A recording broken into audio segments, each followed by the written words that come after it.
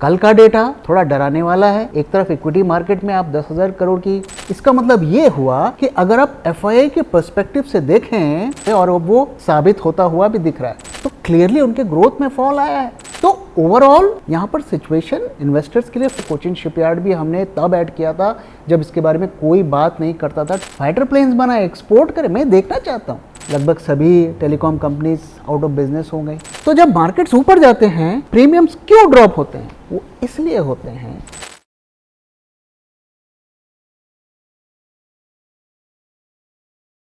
Sir, कल FII ने 10,000 करोड़ की सेलिंग कर दी और आज मार्केट अप है। ऐसा क्या हो गया मार्केट में? देखिए, मैं लगातार आप लोगों से एक ही चीज़ शेयर करता हूँ कि हमें 1-2 दिन का या हफ्ते का फिगर्स नहीं देखनी है, हमें लार्जर ट्रेंड को देखना है। लार्जर ट्रेंड हमें क्या बता रहा है कि FII is a dumping India. वो लगातार अपनी पोजीशंस को कट कर रहे हैं, इंडियन इक्विटीज़ में अपना एक्सपोजर कम कर रहे हैं, और जो भी वो बाइंग करते हैं वो शॉर्ट टर्म के लिए होता है, और वो सिर्फ इसलिए होता है ताकि वो रिटेल इन्वेस्टर्स को खींच सकें, और फिर जैसे ही रिटेल आता है उसे वो डंप करके निकल जाते हैं। और साथ ही मैं आपके साथ ये भी शेयर कर रहा हूँ कि उस तेज़ी में वो अपनी शॉर्ट पोजीशंस को बिल्ड करते हैं, और उसके बाद जब वो सेलिंग करते हैं उससे वो डेरिवेटिव मार्केट्स में भी प्रॉफिट कमाते हैं, और वही ट्रेंड अभी भी हमें देखने को मिल रहा है। अब देखिए, पिछले दिनों इतनी तेज़ी हमें देखने को मिली और एफआईआई की लगातार बाइंग की फिगर्स आ रही थी, और लगभग उन्होंने सारे अपने शॉर्ट्स को कट कर लिया। अब एक बार फिर अगर आप देखें, कल तो उन्होंने 10,000 करोड़ की सेलिंग की इक्विटी मार्केट में, लेकिन इंडेक्स फ्यूचर में वो वापस से शॉर्ट पोजीशंस को लगातार बढ़ा रहे हैं। तो अगर 12th में को अगर आप देखें तो देवर एक्चुअली नेट लॉन्ग करीब 150 कॉन्ट्रैक्ट, सारे शॉर्ट्स उन्होंने कट किए, और 150 फ्यूचर्स के कॉन्ट्रैक्ट्स इंडेक्स फ्यूचर्स के वो लॉन्ग थे। और अब देखिए, 4-5 दिनों में ही वो +150 से -32,000 हो गए हैं, यानी कि इस वक्त वो 30,000 से ज़्यादा शॉर्ट हैं इंडेक्स फ्यूचर में। तो कल का डेटा थोड़ा डराने वाला है। एक तरफ इक्विटी मार्केट में आप 10,000 करोड़ की सेलिंग करते हैं, दूसरी तरफ आप डेरिवेटिव्स मार्केट में बड़े शॉर्ट्स बनाते हैं। तो ये उनका इंटेंशन बता रहा है कि भले ही मार्केट 2, 3, 4, 5 दिनों में ना गिरे, लेकिन वो बड़े फॉल की तैयारी कर रहे हैं। सर, मार्च से मार्केट्स लगातार ऊपर जा रहा है, एफआईआईज भी बाइंग कर रहे हैं। क्या फंडामेंटल्स फ्रंट में कोई मेजर चेंज आपको दिखा? तो मार्च से ये बात सही है कि काफ़ी मार्केट्स में हमें रैली देखने को मिली। ऑल टाइम हाई से हम करीब 6-7% अब नीचे हैं। करीब अगर आप देखें तो मार्च बिगनिंग से हम 26-2700 पॉइंट्स गेन कर चुके हैं। अब इसका जो नेगेटिव एस्पेक्ट अगर आप देखें वो क्या है कि वैल्यूएशंस के फ्रंट पे हम पिछले साल के वैल्यूएशन से ऊपर चले गए हैं। 25 पी पर मार्केट्स ट्रेड हो रहे हैं, तो पिछले साल अप्रैल में जो वैल्यूएशंस थी हम उस लेवल पर आ गए, लेकिन मार्केट्स उससे नीचे है, यानी कि markets have become more expensive. तो ये रैली जो है फंडामेंटल्स के साथ सिंक्ड अप नहीं है, इसलिए ये चिंता की बात है। दूसरी तरफ अगर आप देखें, कल के वीडियो में हमने आपके साथ क्या शेयर किया था कि जो यील्ड्स का स्प्रेड है between 10 year US treasury and Nifty का जो अर्निंग्स यील्ड है वो गैप लगातार बढ़ रहा है। इसका मतलब क्या हुआ? इसका मतलब ये हुआ कि अगर आप एफआईआई के पर्सपेक्टिव से देखें तो उनके साथ क्या हो रहा है, तो वो इंडिया में जब माल खरीद रहे हैं तो महंगा माल खरीद रहे हैं, क्योंकि यहाँ पर वैल्यूएशंस चीप नहीं है, कोई भी महंगा सामान खरीदना नहीं चाहता है।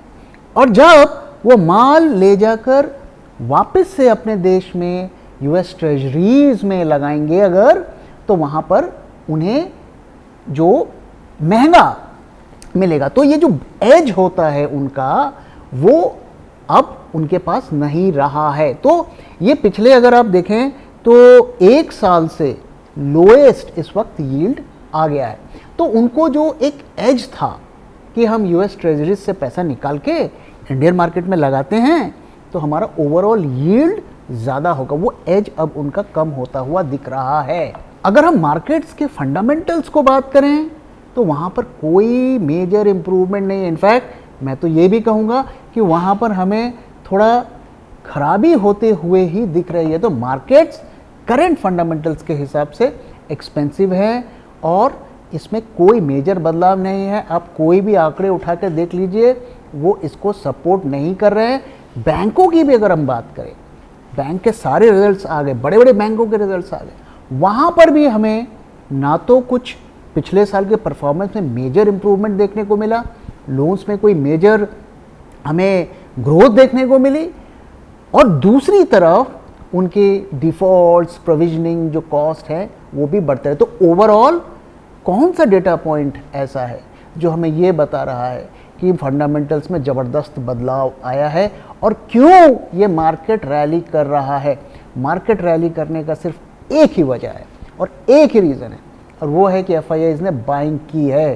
पिछले दिनों जो बाइंग की है उसी लिक्विडिटी की वजह से मार्केट्स ऊपर गए हैं, और अगर जैसे मार्केट्स को एफआईआईज़ ने खरीद के चढ़ाया तो जब वो बेचेंगे तो उसी रफ्तार से गिरेंगे। इसलिए ये टाइम इरेशनल एक्सुबरेंस का नहीं है, हमें बहुत सोच समझ के मार्केट में पैसे लगाने हैं और रखने हैं। अभी आपने बैंक के बारे में बोला, तो कुछ बैंक्स के रिजल्ट्स अच्छे आए और कुछ बैंक्स के रिजल्ट्स उतने भी अच्छे नहीं आए, तो बैंकिंग सेक्टर के ऊपर आपका सोच क्या है? नहीं, बैंकिंग सेक्टर के ऊपर तो मेरा सोच बहुत अच्छा नहीं है, आज से नहीं, पिछले कई सालों से, और वो साबित होता हुआ भी दिख रहा है। अब देखिए, बैंकों का मेन बिजनेस क्या है? लोन्स देना। तो लोन से जो उनको इनकम आती है वही मेनली उनकी इनकम होती है, बाकी इधर उधर चार्जेस लगाकर वो कमाते हैं, उसको बैंकिंग की रेवेन्यू काउंट नहीं किया जा सकता। तो बैंक्स का ग्रोथ हम एक ही पैरामीटर पर हमें मेजर करना चाहिए कि उनके लोन बुक्स में क्या ग्रोथ हो रहा है। और लोन ग्रोथ की अगर हम बात करें, पिछले साल लोन ग्रोथ क्या था? 16% के रफ्तार से ग्रो कर रहे थे, और इसीलिए बैंकों में रैली देखने को मिल रही थी। और इस साल हमें क्या देखने को मिल रहा है? 11-12% के रफ्तार से बैंक्स ग्रो कर रहे हैं, तो क्लियरली उनके ग्रोथ में फॉल आया है। तो जो ये बैंक निफ्टी इतने हाई लेवल पर चल रहा है वो दरअसल सही सिचुएशन को पोर्ट्रे नहीं कर रहा है। सीधा सीधा बात है, आपका बिजनेस नहीं बढ़ रहा है तो आपके स्टॉक प्राइसेस क्यों बढ़ रहे हैं? और अब आपने रिजल्ट की बात की, रिजल्ट्स की बात करते हैं। आईसीआईसीआई बैंक को अगर छोड़ दें, किसका नेट प्रॉफिट बढ़ा है? आईसीआईसीआई बैंक के नेट प्रॉफिट्स काफ़ी अच्छे आए, उन्होंने जो भी एनालिस्ट के एक्सपेक्टेशन से उसको एक्सीड किया। 18% के रफ्तार से उनके नेट प्रॉफिट्स ग्रो किए। एचडीएफसी 6% से कम। और अगर हम बाकी की बात करें, एक्सिस बैंक तो नेगेटिव रहा, 0 से कम था, 0.5% के आसपास उनका नेट प्रॉफिट एक्चुअली डाउन हुआ है। इसके बाद कोटक बैंक की बात करें 14% डाउन, एसबीआई की बात करें 10% डाउन। तो ओवरऑल एक तरफ उनका बिजनेस कम हो रहा है, उस रफ्तार से ग्रो नहीं कर रहा है, दूसरी तरफ उनके जो प्रॉफिट्स हैं वो कम हो रहे हैं। और प्रॉफिट्स कम क्यों हो रहे हैं? क्योंकि जो लोन पहले के लोग लिए हुए थे वो डिफ़ॉल्ट कर रहे हैं, वो नहीं चुका पा रहे हैं, वो एनपीए में कन्वर्ट होता हुआ दिख रहा है, तो उनके प्रोविजनिंग कॉस्ट बढ़ रही है जो उनके प्रॉफिटेबिलिटी पर प्रेशर डाल रही है। तो ओवरऑल यहाँ पर सिचुएशन इन्वेस्टर्स के लिए फेवरेबल नहीं दिख रही है। और अगर आप एक दो बैंकों की बात करें स्पेसिफिकली, अगर आप कंसिडर करें तो वहाँ पर आप कुछ पॉजिटिव्स ढूंढ सकते हैं। फॉर एग्जांपल एचडीएफसी बैंक को अगर हम देखें तो वो अभी भी काफ़ी कंजर्वेटिव है, लोन्स कम दे रहे हैं और वो कह रहे हैं भाई हमारा फोकस सेविंग्स पर है, तो वहाँ पर कम से कम आपको मार्जिन ऑफ सेफ्टी मिलेगी। बाकी बैंक्स जो अभी भी एग्रेसिवली लोन्स दे रहे हैं या देने की कोशिश कर रहे हैं, उनको और पेन आने वाले सालों में देखने को मिलेगा, जो हमें इंडसइंड बैंक, एक्सिस बैंक और कोटक बैंक में देखने को मिला। तो अब क्या होगा कि लोग लोन देना कम करेंगे, ऑलरेडी कम देना शुरू कर दिए हैं, अनसिक्योर्ड लोन्स में वो कमी ला रहे हैं, और जो माइक्रो फाइनेंस कंपनीज को अंधाधुंध लोन बांट रहे थे वो भी बांटने कम कर रहे हैं। तो इनका जो ऐसा कोई बहुत रोजी पिक्चर आने वाले 1-2 क्वार्टर्स में मुझे तो नहीं दिखता कम से कम। दूसरी चीज़ अगर आप देखिए, IIP के डेटा आया, उसमें हमें काफ़ी डिसअपॉइंटिंग नंबर्स रहा। पिछले 8 क्वार्टर्स में सेकेंड लोएस्ट मिला 3.6% का, और उसकी वजह से अब GDP का शायद भी टारगेट मीट नहीं हो पाएगा। तो आपका इंडस्ट्रियल प्रोडक्शन जब नहीं बढ़ रहा है तो आपके कॉर्पोरेट लोन्स कम जाएंगे, और जब आपकी GDP में ग्रोथ नहीं होगी तो फिर आपके जो रिटेल लोन्स है वो कैसे बढ़ेंगे, और डिफ़ॉल्ट्स भी बढ़ने के चांस है। इसलिए बैंकिंग सेक्टर में मैं बेट नहीं करता हूँ, और मुझे पर्सनली बैंकिंग सेक्टर्स में काफ़ी ज़्यादा कॉशियस रहना पसंद है, और मैं रहता भी हूँ। सर, डिफेंस के स्टॉक्स में काफी तेजी है। HAL का भी रिजल्ट्स आए और कुछ ब्रोकर्स ने इस स्टॉक को डाउनग्रेड भी कर दिया। तो सर, इसके ऊपर आप क्या सोचते हो? देखो, डिफेंस के स्टॉक्स को थोड़ा हम उससे दूर ही रहते हैं, क्योंकि उसमें बहुत ज़्यादा रिटेल का पार्टिसिपेशन है और वैल्यूएशंस काफ़ी हाई हैं। तो अगर हम देखें तो हमने अपने पास्ट के पोर्टफोलियोज में भी डिफेंस के स्टॉक्स को ऐड नहीं किया। एक दो स्टॉक्स हमने ज़रूर ऐड किए थे। BEL को ऐड किया था और कोचिन शिपयार्ड को ऐड किया था। कोचिन शिपयार्ड भी हमने तब ऐड किया था जब इसके बारे में कोई बात नहीं करता था। 200 रुपीज़ से नीचे हमने इसको ऐड किया था, और जब ये डिफेंस के स्टॉक्स रिटेल वालों के फेवरेट बने तब हम इस स्टॉक्स और इस सेक्टर से थोड़ा हमने दूरी बना के रखी। अब स्पेसिफिकली HAL की बात करते हैं, तो HAL पिछले साल रिटेल का डार्लिंग स्टॉक था। काफ़ी इसमें तेज़ी हुई, बहुत लोगों ने पैसे, कम से कम पेपर मनी तो देखा, भले ही अब वो लॉस में हो। अब देखिए, इतना फॉल हमें देखने को मिला HAL के स्टॉक में, लेकिन अब पिछले मार्च से अगर हम देखें तो काफ़ी रिकवरी भी हो गई। 5500 के लेवल से अब वो सिर्फ 5000 के लेवल पर आ गया, यानी कि 10% ही नीचे है। इतनी रिकवरी हो गई, आप ऑल टाइम हाई के लगभग उसी लेवल पर पहुंच गए। लेकिन उनके रिजल्ट्स को अगर हम देखें, क्या वो इस पिक्चर को जो सपोर्ट कर रहा है, उनके सभी पैरामीटर्स पे आप देखें तो वहाँ पे हमें डाउन डाउन डाउन ही दिख रहा है। तो अगर उनके रेवेन्यू को देखें तो करीब 7.1% के रफ्तार से वो डाउन हुआ है। Revenue is actually down, net profit is also down, 8% down रहा है। अगर उनके मार्जिन्स को देखें 1.4% डाउन रहा है, और उनकी जो खुद की कंपनी की गाइडेंस है वो कितनी है, तो वो कह रहे हैं भाई हम 10-11% के रफ्तार से ग्रो करेंगे, विच इज़ रीजनेबल। लेकिन आप इतनी वैल्यूएशन जब आप दे रहे हैं, डिफेंस सेक्टर का वैल्यूएशन 50 से ऊपर है PE, तो आप इतनी दे रहे हैं, तो आप सिर्फ 10% के रफ्तार से ग्रो के लिए आप इतनी वैल्यू दे रहे हैं। अब बहुत बातें हो रही हैं कि अरे अब तो ये फाइटर प्लेन बनाएगा, हम फाइटर प्लेन एक्सपोर्ट करेंगे। तो अगर आप HAL का बिजनेस मिक्स देखेंगे तो उनका 23% एक्सपोर्ट्स होते हैं। ओके ना, एक्सपोर्ट्स कोई ज़रूरी नहीं है कि वो सुखोई एक्सपोर्ट करे, भाई सुखोई तो कहीं और से बन के आ रहा है, और तेजस भी वो एक्सपोर्ट नहीं कर रहे हैं, तो कुछ कुछ कर रहे हैं। तो 23% वो एक्सपोर्ट से आता है, और करीब 7% उनका जो रेवेन्यू आता है वो डिज़ाइन वगैरह से आता है। ओके, और बाकी 70% उनका बिजनेस क्या है, मेंटेनेंस, यानी कि प्लेन आया, उनके हैंगर में गया, थोड़ा उन्होंने नट बोल्ट किया, मेंटेनेंस किया, कुछ खराबी किया, पंखा में कुछ वो किया, यही वो कर रहे हैं। ओके, अब लोग ये सोच रहे हैं कि अब ये तेजस एक्सपोर्ट करने लगेगा, तो भैया अभी दिल्ली थोड़ा दूर है। अभी हम इनके पास 12 तेजस के ऑर्डर हैं, और आप मुझे बताइए तेजस का जो सबसे इम्पोर्टेंट, किसी भी फाइटर प्लेन का, इनफैक्ट किसी भी प्लेन का जो सबसे इम्पोर्टेंट पार्ट होता है वो क्या होता है, इंजन। वो इंजन वो कहाँ से लेते हैं, GE से लेते हैं। तो GE, आप अगर 100 इंजन मांगोगे तो GE 100 इंजन आपको नहीं दे देगा। दूसरी चीज़, जो फाइटर प्लेन्स होते हैं उनकी मेटलर्जी कहाँ, क्या वो खुद बना रहे हैं, कहाँ से आ रहा है, वो भी बाहर से आ रहा है जितना मुझे पता है। तो ये जो अब शायद कुछ लोग ख्वाब देख रहे हैं कि अब वो तेजस बना के दुनिया भर में एक्सपोर्ट करेंगे, मुझे लगता है वो दिल्ली दूर है। मैं ये देखना चाहता हूँ कि हमारी इंडिया की कंपनी प्लेन्स बनाए, फाइटर प्लेन्स बनाए, एक्सपोर्ट करे, मैं देखना चाहता हूँ। जिस दिन ये होगा मुझे बहुत खुशी होगी, लेकिन हमें रियलिटी से ज़्यादा दूर नहीं भागना चाहिए। काम उस तरफ बढ़ रहा है, लेकिन अभी दिल्ली दूर है। तो किस बेसिस पर हम इनको इतने वैल्यूएशंस दें, 50-60 पी क्यों दें? मुझे तो नहीं लगता कि जो करंट प्राइस उस वैल्यूएशंस को सपोर्ट कर रहा है। इसलिए HAL की अगर बात करें, अगर आप उसे यहाँ से 30-40% नीचे एक्वायर करते हैं तब भी आपकी होप है। अगर इस लेवल पर घुसेंगे तो जो पहले हुआ इतना फॉल हमें देखने को मिला डिफेंस के स्टॉक्स में, इस बार भी हमें देखने को मिलेगा। इसलिए अच्छी कंपनी में पैसा बेशक लगाइए, लेकिन उसे अच्छे प्राइस पर भी लगाइए। किसी भी प्राइस पर किसी भी स्टॉक को खरीदना कोई अच्छी स्ट्रैटेजी नहीं होती है। ओके सर, अभी ऑडियंस का एक दो सवाल ले लेते हैं। एक ऑडियंस का क्वेश्चन है, इंडिया को इसमें जो ट्रेड डेफिसिट आएगा, जो टैक्स का लॉस होगा, वो कहां से कवर करेगा इंडिया? आम जनता पर, देश की जनता पर टैक्स लगाकर, और बोथ साइड जीरो टैरिफ्स में माल आएगा और जाएगा। तो इंडिया की जो डोमेस्टिक कंजम्पशन पर जो इंडिया कंपनीज को कंपटीशन फेस करना पड़ेगा, उसका क्या?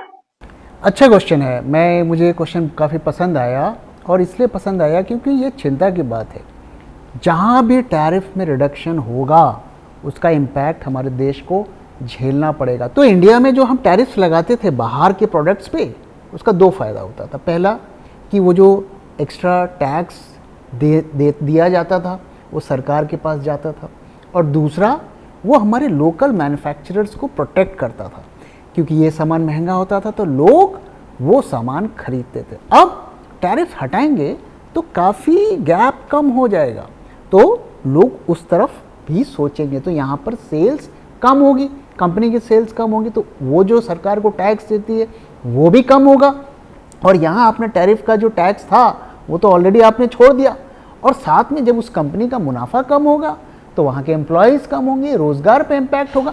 तो इसका एक बड़ा इम्पैक्ट है। हम कितने भी टैरिफ हटाने के फ़ायदे गिना दें, लेकिन देयर वॉज गुड रीजंस कि वो टैरिफ इतने सालों तक लगाए गए, और अब डोनाल्ड ट्रंप के कहने पर या उनके, मैं कहूँ, प्रेशर में हम इसे हटाने की सोच रहे हैं। और हमें देखना पड़ेगा कि ये जो लॉस होगा, एक तो डायरेक्ट सरकार को टैक्सेशन का लॉस होगा, और दूसरा जो इसका इनडायरेक्ट इम्पैक्ट होगा रोज़गार और इकॉनमी पर, वो कैसे कंपेंसेट किया जाएगा। तो ये जो मेरी नज़र में तो ये एक बड़ा नेगेटिव होगा हमारी इकॉनमी के लिए, और देखना है सरकार क्या करती है। अभी कोई फैसला तो लिया नहीं गया है, तो लेट्स होप कि वो सोच समझ कर डिसीजंस लेंगे और हमारे देश के लोगों को प्रोटेक्ट करेंगे, ऐसा मेरा उम्मीद है। सर, अभी और एक सवाल ले लेते हैं। ये सवाल नहीं, एक रिक्वेस्ट है कि सर नेक्स्ट वीडियो में वोडाफोन आइडिया के लिए डिटेल्स बताएं।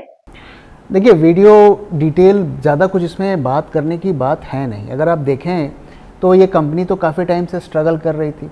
जब से जियो मार्केट में आया, लगभग सभी telecom companies out of business हो गई। बड़ा उन्होंने NPA खड़ा कर दिया, और जो उसमें से एक जो बच गई वो वोडाफोन आइडिया है। VI जो वो मर्जर हुआ वोडाफोन और आइडिया के बीच में, वो है, और वो भी सर्वाइव बहुत मुश्किल से कर रही है। अब देखिए, टेलीकॉम की कंपनीज को चलाना इतना आसान तो नहीं है। सरकार को स्पेक्ट्रम चार्जेस, AGR चार्जेस, तमाम पैसे देने पड़ते हैं, और इतना टफ कंपटीशन है, इंडियन कस्टमर्स इतना डिमांडिंग है, और जियो ने जिस तरीके से फ्री में डेटा कॉल्स वगैरह दिए, तो इन कंपनी के ऊपर बहुत प्रेशर आ गया। अब ये कंपनी पूरे तरीके से कर्जे में डूबी हुई है। 1.8 लाख करोड़ का इनका 1.7 लाख करोड़ का इनका ड्यू है, और करीब 86,000 करोड़ का इनका जो AGR ड्यूज़ है जो इसे सरकार को देने हैं। अब ये पूरा का पूरा पैसा एक साथ नहीं देना होता है, ये ईयरली देना होता है। तो 18,000 करोड़ इनको हर साल देना है, और इनकी इनकम कितनी है साल की? 9,200 करोड़। तो आप 9,000 करोड़ रुपए कमा रहे हो, और सरकार को आपको देने 18,000 करोड़ रुपए, तो 83,000 करोड़ आपको देने हैं हर साल 18,000 की रेट से। तो कंपनी ने बोला, भाई ये तो हम नहीं दे पाएंगे, हमारे पास तो पैसे नहीं है। प्रमोटर ने पहले ही हाथ खड़े कर दिए, हम पैसा नहीं लगा रहे हैं। वोडाफोन अगर चाहे तो पैसे देकर बचा ले, लेकिन बचा के करेगा क्या? जियो तो आपको पता है शायद ही ये सर्वाइव कर पाए। तो अब ये एक बहुत बड़ा एक इशू बन गया है कि कैसे चलेगा। तो वोडाफोन जो प्रमोटर है इनका, उन्होंने पिछले बार थोड़ा पैसा लगाया था, करीब 1800 करोड़ रुपए लगाए थे, बहुत ही मामूली। फिर उन्होंने पब्लिक से कुछ पैसे उठाए, लेकिन उसके बावजूद भी सिचुएशन कुछ ग्राउंड पर चेंज होती हुई नहीं दिख रही है। तो ये लोग कोर्ट पे चले गए, कोर्ट पे जाके बोले कि भाई हमें इसको माफ़ कर दो, कुछ साल लोगों के लिए डेफर कर दो, पर कोर्ट ने बोला भाई अब नहीं होगा। तो अब बड़ा क्वेश्चन है, कंपनी कैसे सरवाइव करेगी। अब देखो, इसमें एक पॉजिटिव चीज़ क्या है कि गवर्नमेंट के पास सारी ओनरशिप है, तो सरकार अपना पैसा तो डुबाएगी नहीं, कुछ ना कुछ सरकार जो है इसका सलूशन ढूंढेगी और एक बड़ा स्पॉट लग जाएगा हमारे कंट्री के ऊपर कि भाई ये तो जापान से भी बड़ी इकॉनमी बन गई, 5 ट्रिलियन इकॉनमी बन गई, और इनके यहाँ देखो इतनी बड़ी एक कंपनी बैंकरप्ट हो गई। तो ये तो एक धब्बा लग जाएगा हमारे देश पे। तो मुझे लगता है सरकार कुछ ना कुछ करेगी, और हमें पता है क्या करेगी। वी नो दैट कि ये कंपनी अल्टीमेटली किसी बड़े इंडस्ट्रियल हाउस के झोले में जाएगी, और देखते हैं कौन लेता है, वो आने वाले दिनों में ही पता चल पाएगा। क्योंकि अगर ये कंपनी डूबती है तो बैंकों के भी तो पैसे डूबेंगे ना। तो मुझे लग रहा है, मेरा गट फीलिंग बोल रहा है, मेरे पास कोई इनसाइडर इन्फॉर्मेशन नहीं है और मैं पूरी तरीके से गलत भी हो सकता हूँ, कुछ ना कुछ इसमें सोल्यूशन सरकार निकालेगी, ऐसा मुझे लगता है। ओके सर, तो last but not the least, अगले कुछ दिनों में मार्केट को लेकर आपका व्यू क्या है? देखो, मेरा व्यू मैं लगातार आपके साथ शेयर कर रहा हूँ कि बहुत ज़्यादा पॉजिटिव व्यू नहीं है, और उसका डेटा भी लगातार मैं आपके साथ शेयर कर रहा हूँ। कल के वीडियो में हमने डिटेल में वो डेटा पॉइंट्स को स्टडी किया, और आज भी सिचुएशन बहुत ज़्यादा डिफरेंट नहीं है। अगर हम देखें, आज थोड़ी मार्केट में तेज़ी देखने को मिली, बट एनएसई का टर्नओवर 1 लाख से कम है। पिछले 5-6 दिनों में हम 1.1 लाख करोड़ से 1.5 लाख करोड़ के बीच में टर्नओवर कर रहे थे। तो जब मार्केट्स ऊपर जाते थे तो अच्छा लगता था कि इतने हाई वॉल्यूम से जा रहे। आज वॉल्यूम ड्रॉप हुआ है। दूसरी जो सबसे चिंता की बात क्या है? दूसरी चिंता की बात ये है कि जिस दिन मार्केट्स ऊपर जा रहे हैं, अगर आप पिछले 5-6 दिन का डेटा देखेंगे, मार्केट जब भी ऊपर जाते हैं तो आपके प्रीमियम्स, निफ्टी के प्रीमियम्स में, फ्यूचर्स के प्रीमियम में ड्रॉप देखने को मिलता है, और फिर मार्केट्स जब भी नीचे आते हैं तो वो थोड़ा राइज देखने को मिलता है। पिछले 3-4 दिनों से यही देखने को मिल रहा है। तो जब मार्केट्स ऊपर जाते हैं, प्रीमियम्स क्यों ड्रॉप होते हैं?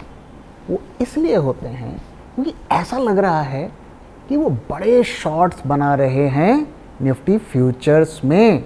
और एफआई का डेटा आप देखिए, डेरिवेटिव्स का, इंडेक्स का, तो आपको दिखेगा शॉर्ट पोजीशंस तो बनी रही है। इसीलिए, क्योंकि बेसिकली एफआईआईज इस वक्त सेल ऑन राइज स्ट्रैटेजी को अडॉप्ट कर रहे हैं, क्योंकि जब तेजी आएगी तभी तो वो बड़ी पोजीशंस बना पाएंगे और हायर प्राइजेस पर बना पाएंगे। इसलिए ये कुछ भी क्लियर कट ट्रेंड पिछले कुछ दिनों में हमें नहीं दिख रहा है। Markets going up, going down, going up, going down. तो जब ऊपर जाता है तो ये वहाँ पर सेल की पोजीशंस बनाते हैं। ओवरऑल अगर आप आईवीज को भी देखें, वहाँ पर भी हमें कंफर्ट नहीं दिख रहा है। विक्स अभी भी हाई है, और इतने हाई लेवल पर भी जब मार्केट्स आ गए, सस्टेन भी कर रहे हैं, विक्स इज नॉट फॉलिंग। तो ये हमें बता रहा है कि मार्केट में फियर है। तो मैं अभी आपको कोई लेवल नहीं दे रहा हूँ, क्योंकि मार्केट मोटा मोटा एक रेंज पर ही फंसे हुए हैं। अब एक कंसोलिडेशन है या ये बड़े फॉल की तैयारी कर रहे हैं, कुछ दिन हमें देखना पड़ेगा। इस वक्त मुझे अगर पोजिशनल ट्रेड्स बनाने होंगे तो मैं स्टॉक स्पेसिफिक रहूँगा। निफ्टी में मैं थोड़ा दूर रहूँगा, क्योंकि इस वक्त एफआईआई का बड़ा गेम चल रहा है और मैं उनको पैसे देना नहीं चाहता हूँ, इसलिए मैं उससे थोड़ा दूर रहूँगा। अभी मैं साइडलाइंस पे रहूँगा and I will focus on stocks, या फिर मैं इंट्राडे पे काम करूँगा।